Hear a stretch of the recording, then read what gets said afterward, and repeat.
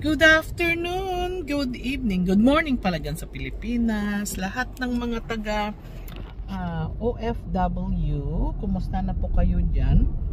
Lahat po ng ating mga fans, mga subscriber, mga followers, lahat na po nanonood sa aming vlog. Salamat sa inyong lahat. Salamat sa pagtangkilik. Anyway po, update po, mag-update muna tayo para mag-usap-usap tayo. Chika-chika muna tayo. Bakit kaya gano'n? Nag-ganon yung aking telepono. I'm driving. Okay. Ayan.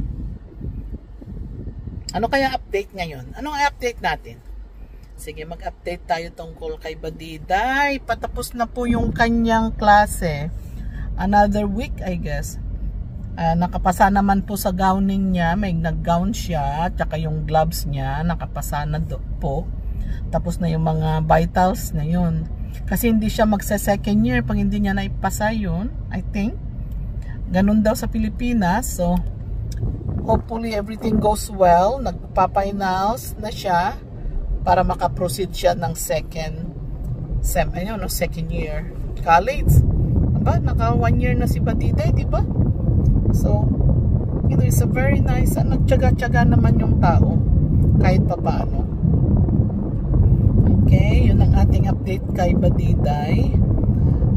Tapos, anong update kay Marjorie? Marjorie, ayan, nag-i-enjoy sa pamilya niya. You know, she's enjoying her little brother. Kahit pa paano, nagbabanding sila.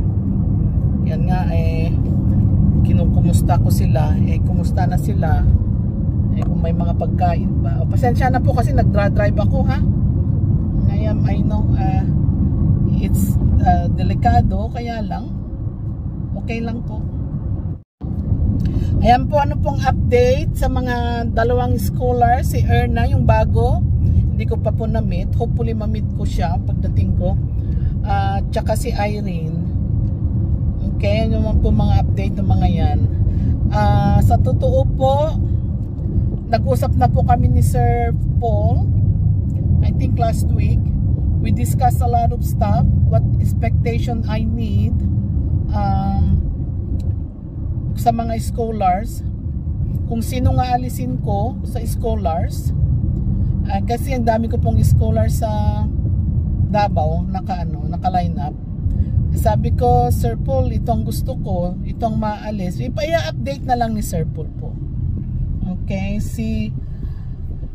tungkol kay Irene po, pinag-usapan po namin. So, Sir Paul will announce that, will vlog. Hindi na ako. Sa abangan po yan, abangan kay Sir Paul. Okay, pagpunta niya kay Irene, maririnig nyo po ang mga pinag-usapan namin. Okay? Ay, abangan si Sir Paul, nasa Davao na, dumating na ata kanina. I think so. Nag-hello sa akin na nasa Davao na daw siya. Okay, si Erna po. Musta naman si Erna? Si Erna, for sure, i-update kayo ni Sir Paul Dinyo. Okay? I'm preparing a kwarto sa baba. Ewan ko kung sinong darating. You know, I don't know who's coming and I don't know. You know, I have an idea.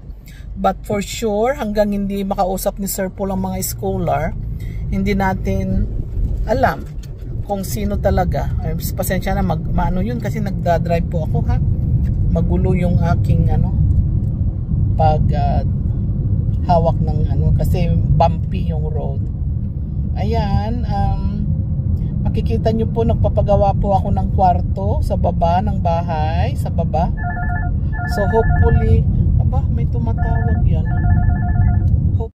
Ewan ko kung anong nangyari, may tumawag Kaya po, ito na po ang ating update kina Irene at Erna. Abangan po kay Sir Paul.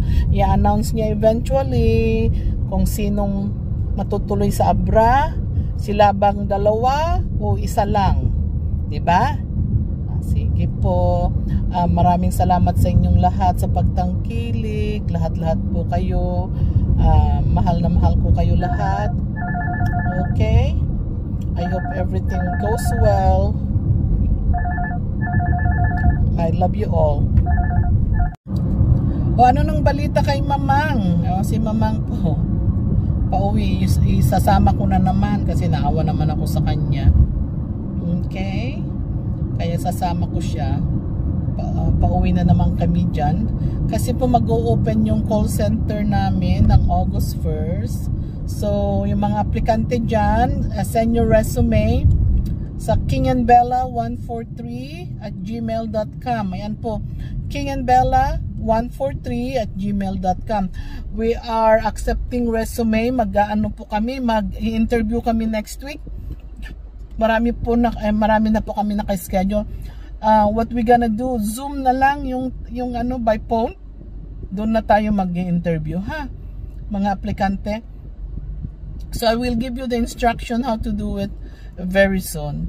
Again, kung gusto niyo po sa call centers, email me at kingandbella143.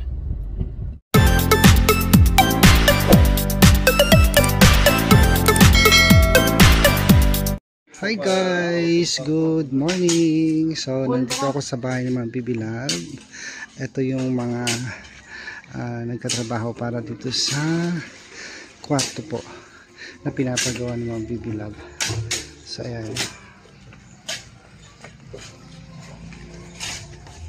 So, tamang-tama po yung kwarto na to. Mga 2 tao yung pwedeng tumira. Yan po. So, siyempre kasama rin po namin guys si Eltor. Eltor, good morning. Busy siya. So yan guys. So i-update ko kayo mamaya guys yung kalalabasan. Maghahakot muna kami ng hollow block guys. So see you soon po. Hi guys, good afternoon. So ito na po yung nagawa namin after lunch. So ito. Yan yung magiging kwarto ng